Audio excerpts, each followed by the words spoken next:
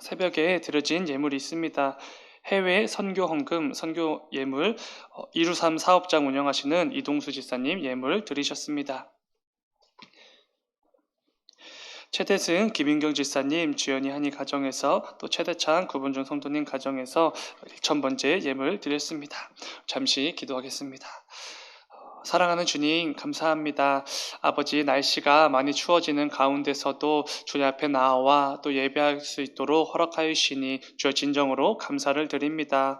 아버지, 또 특별히 또 날씨도 많이 추워지고 또 길도 많이 미끄럽고 또 그런 상황들이 이어지고 있습니다. 아버지, 하나님의 사랑하는 우리 모든 성도님들 이 추위 속에서도 늘 건강을 지켜주셔서 하나님을 예배하고 또 찬양하는 이 자리를 반드시 지켜낼 수 있는 그 건강을 주님 허락하여 주시옵소서. 또 출퇴근하는 우리 또 모든 성도님들 가운데 함께하여 주셔서 또 계속해서 안전을 지켜주시고 또 보호하여 주시옵소서. 그래야 해서 아버지, 그 출퇴근하는 길 가운데서도 하나님께 영광을 올려드리고 또 하나님께 또 감사의 기도의 제목을 올려드리는 우리 모두가 될 수 있도록 인도하여 주시옵소서. 또 1,000번째를 구별하여 하나님께 예물을 드리는 또 사랑하는 가정들이 있습니다. 아버지, 이 가정에 허락해 주신 그 기도의 제목들도 주님 늘 기억하여 주시고 또 그 가운데 속히 응답하는 역사를 체험할 수 있도록 인도하여 주시옵소서.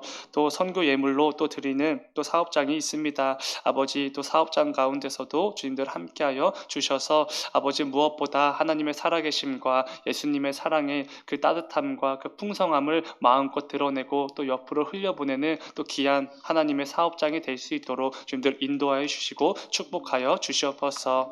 주님 감사합니다. 거룩하신 예수님의 이름으로 기도드렸습니다. 아멘.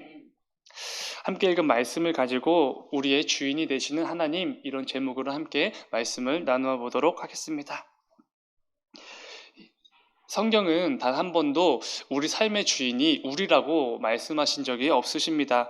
언제나 저와 여러분이 아니라 하나님이 내 삶의 참된 주인이시라고 늘 분명히 말씀해 주십니다. 그럼에도 연약한 죄인에 불과한 우리는 항상 내가 그리고 우리가 주인이라고 여기며 살 때가 있습니다. 이것은 사실 참된 주인이신 하나님 입장에서는 굉장히 당황스러워 하실 만한 상황이기도 합니다. 진짜 주인은 따로 있는데 주인도 아닌 내가 주인 행세를 하고 있으니 하나님께서 정말로 당황스러우실 것입니다. 이 시간에는 말씀을 통해 우리 삶의 참된 주인이 되시는 하나님에 대해서 좀 말씀을 나누어 보려고 합니다. 이 새벽에도 말씀을 통해 우리 각자의 삶을 점검하고 또 귀한 결단이 있는 귀한 새벽이 되기를 간절히 소망합니다. 창세기 1장 말씀을 읽다 보면은 1장과 2장 말씀을 읽다 보면은 큰 특징을 하나 찾게 됩니다. 그것은 대부분의 문장의 주어가 하나님이시라는 것입니다. 너무나 당연한 것 같지만 이 패턴을 하나하나씩 찾아보면은 창세기 1장이 1절부터 31절까지 이루어져 있는데 그 가운데 22번이나 이 패턴이 반복되는 것을 보게 됩니다. 계속해서 하나님이 아니면 하나님이 이르시되 이런 식으로 하나님께서 모든 것의 주어가 주체가 되심으로 등장을 하시는 것을 보게 됩니다. 이러한 특징은 단순히 문법적인 차원으로 바라보면 안 됩니다. 왜냐하면 여기에는 굉장히 큰 의미가 담겨져 있기 때문이지요. 무엇이겠습니까? 하나님께서 세상 모든 것을 창조하신 창조주가 되심을 선포하시는 내용이기 때문에 그렇습니다. 그렇기에 당연히 이 세상 모든 것들을 주관하시고 참된 주인이 되시는 분, 그분이 하나님이십니다. 이런 사실을 확증시켜 주시는 말씀이기 때문에 너무나 중요한 부분입니다. 그리고 나아가 이 특징은 당연히 저와 여러분의 삶의 주인도 하나님이십니다. 이런 선포가 되기 때문에 매우 중요한 부분입니다.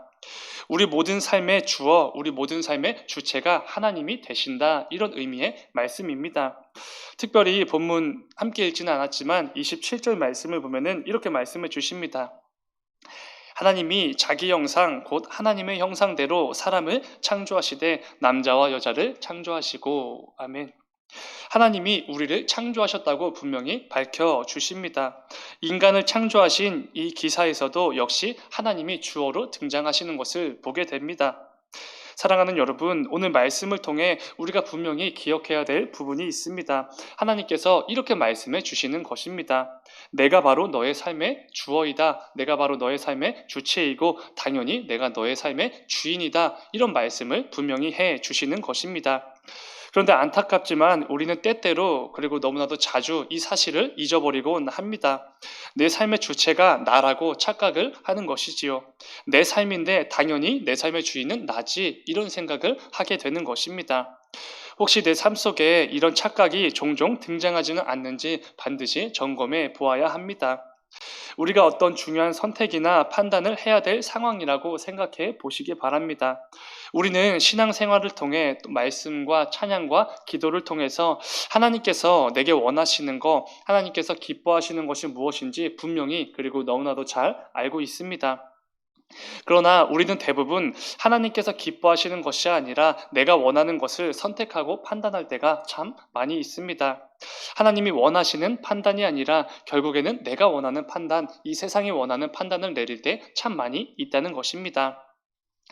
구약 성경 가운데 그 대표적인 인물이 이스라엘의 초대 왕이었던 사울이지 않을까 생각이 됩니다.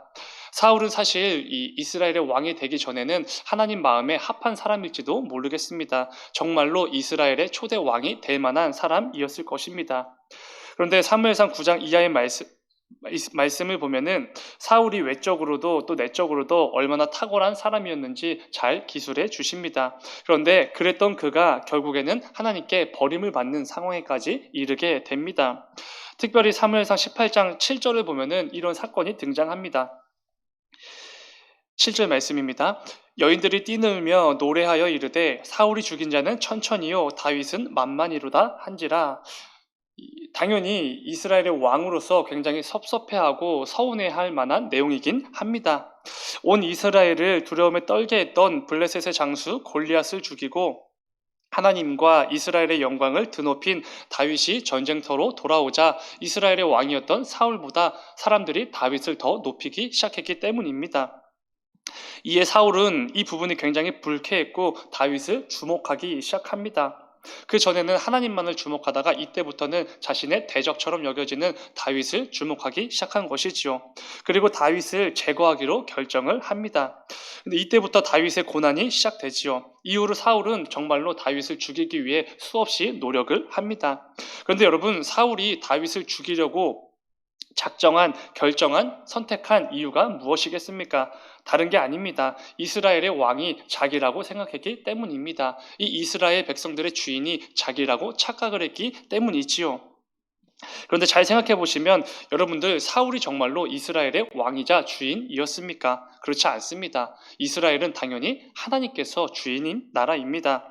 이스라엘 백성들은 하나님의 백성들이었지요. 사울은 단지 하나님을 대신해서 잠시 왕의 그 역할을 대신 감당했던 사람에 불과합니다. 참 주인은 당연히 그리고 언제나 하나님이셨습니다.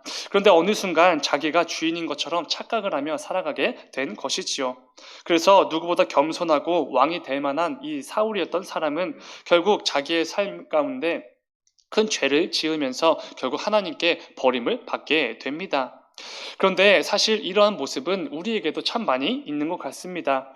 마치 내가 주인인 것처럼 내 삶을 선택하고 판단하고 행동하며 살 때가 분명히 있다는 것이지요. 그러나 하나님이 누구신지 분명히 계시해 주시는 성경 66권의 말씀 중 첫 번째 장에서는 하나님은 분명히 말씀해 주십니다. 모든 것의 주인은 하나님이시고 당연히 우리 모든 인생들의 주인도 하나님이시다. 이 말씀을 선포해 주시는 것이지요.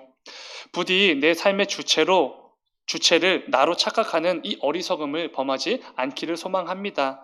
언제나 어떤 상황에서든지 누구와 있든지 내 삶의 모든 주인은 하나님이심을 분명히 기억하셔야 합니다. 이 사실을 반드시 기억하시고 언제나 하나님께서 기뻐하시고 또 내게 원하시는 선택과 결정과 판단들을 통해서 하나님 보시기에 합당한 삶을 이어가는 우리 모두가 되기를 간절히 소망합니다. 그런데 한 가지 커다란 문제가 있습니다. 그것은 우리가 살아가는 이 세상은 내 삶의 주어가 내 삶의 주인이 될 만한 것들로 넘쳐나는 세상이라는 것입니다. 창세기 1장과 2장 말씀은 모두 하나님이 주어로 기록되어져 있습니다. 하나님만이 모든 것을 창조하셨고 모든 것의 주인이 되신다, 주어가 되신다는 것을 분명히 말씀해 주시지요. 그런데 안타깝게도 바로 다음 장인 3장부터는 이 특징이 깨지는 것을 보게 됩니다. 여러분, 3장에부터는 어떤 사건이 등장하죠? 우리 인간의 타락이 등장하고 그때부터 이 세상에 범죄가 들어오고 악한 세상이 시작이 됩니다. 근데 그때부터 이 하나님만이 주어가 되셨는데 이 특징이 깨지기 시작했다는 것입니다. 아담과 하와를 유혹했던 뱀이 느닷없이 주어로 등장하기 시작합니다. 또 때로는 아담과 하와가 주어가 되어서 등장하기도 합니다. 1장과 2장과는 다르게 하나님 외에 다른 것들로 이 세상의 주인들이 가득해지기 시작했다는 것입니다. 사랑하는 여러분, 이 말씀을 통해서 우리의 삶을 당연히 점검해 보아야 합니다. 이 악한 세상이 시작된 이후로 사람들이 타락한 이후로 이 세상에는 정말로 많은 주어들이 넘쳐나기 시작했는데 그렇다면 나의 삶 속에는 어떤 주인들이 자리 잡고 있는지 분명히 점검해 보아야 합니다. 누구에게는 직장이 될 수도 있을 것 같습니다. 또 누구에게는 자녀가 될 수도 있지요. 또 누구에게는 가족이나 친구가 될 수도 있을 것 같습니다. 육체의 쾌락이나 인생의 즐거움이 될 수도 있지요. 그리고 아마도 대부분의 경우는 돈이 가장 그럴듯해 보이는 주인이 되어서 우리 삶에 자리 잡고 있을지도 모르겠습니다. 우리의 삶을 돌아보면 생각보다 많은 주인들이 넘쳐납니다. 세상으로부터 밀려오는 가치와 기준들이 하나님을 대신해서 내 삶의 주어가 되어버린 것입니다. 그런데 예수님께서는 그런 우리들에게 분명히 말씀해 주셨습니다. 마태복음 6장 24절을 보면은 이런 말씀을 하신 적이 있습니다.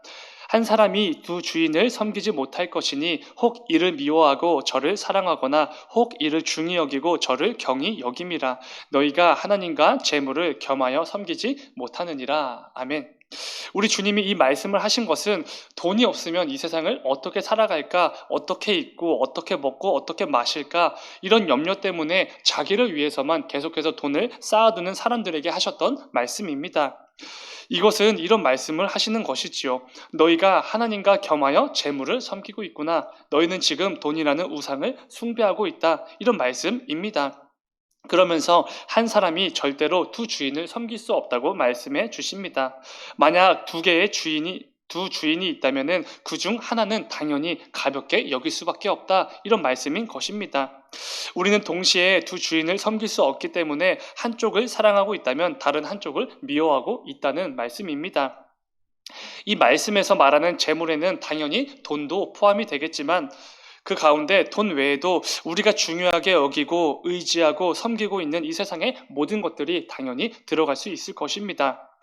이 부분에서 우리는 중요한 질문을 스스로에게 던져 보아야 합니다. 내 삶의 자리에 잡은 것들 중에서 감히 하나님을 가볍게 여기고 하나님을 미워하게 만드는 것이 무엇인가? 라는 질문입니다. 하나님께서는 나 외에 다른 신을 너에게 두지 말라 분명히 명령해 주셨습니다. 근데 이것은 상황에 따라서, 형편에 따라서, 함께 있는 사람들에 따라서 가능하면 그렇게 해줘라 이런 말씀이 절대로 아닙니다. 이 명령에 마치 내 목숨이라도 달린 것처럼 반드시 지켜야 할 하나님의 권위가 담긴 명령으로서 주신 말씀이지요.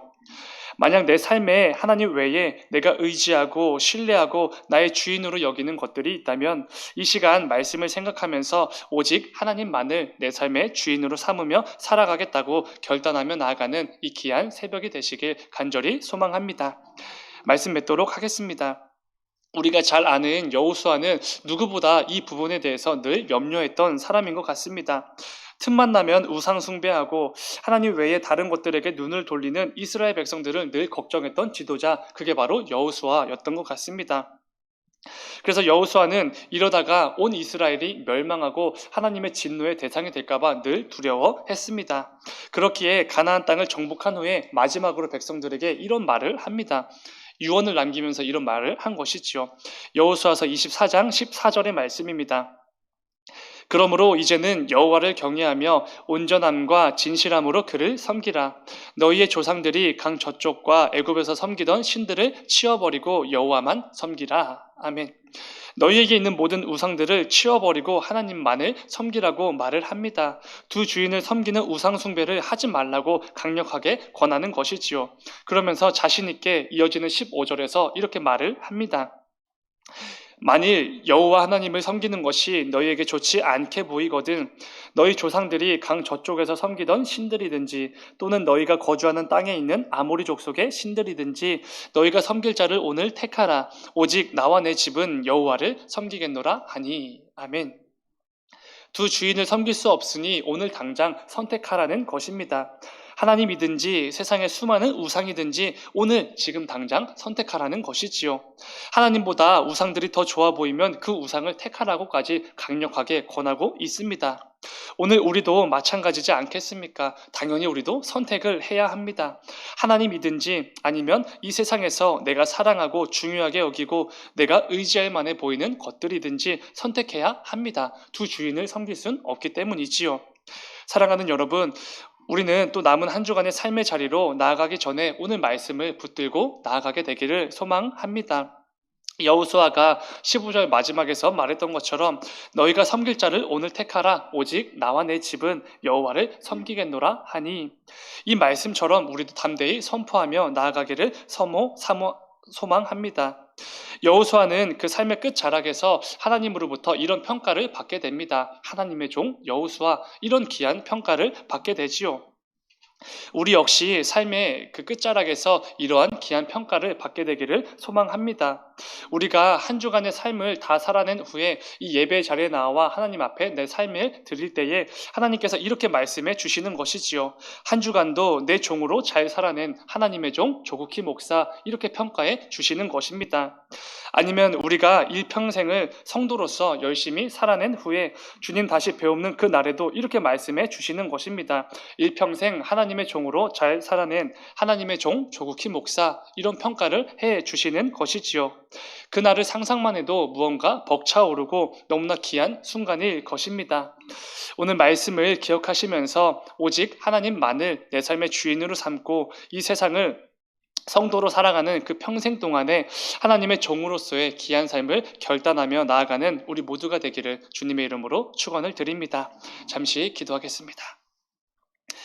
사랑의 주님, 아버지, 오늘 또 하루, 또 남은 한 주간의 삶 가운데 이 세상의 자리로 나아가야 합니다.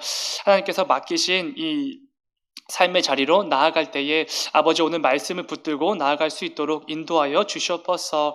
하나님 외에 우리가 의지할 만해 보이고 신뢰할 만해 보이는 우상으로 가득한 이 삶으로 나아갑니다. 아버지, 그 가운데 이 세상 모든 것들의 참된 주인이 되시고 당연히 내 삶의 모든 것의 주인이 되시는 하나님이 되심을 분명히 고백하고 또 선포하며 나아가는 우리가 될 수 있도록 인도하여 주시옵소서. 이 사실을 늘 붙들고 하나님께서 늘 기뻐하시고 또 내게 원하시는 삶을 살아가는 우리 모두가 될 수 있도록 인도하여 주시옵소서. 주님 감사합니다. 거룩하신 예수님의 이름으로 기도드렸습니다. 아멘. 너희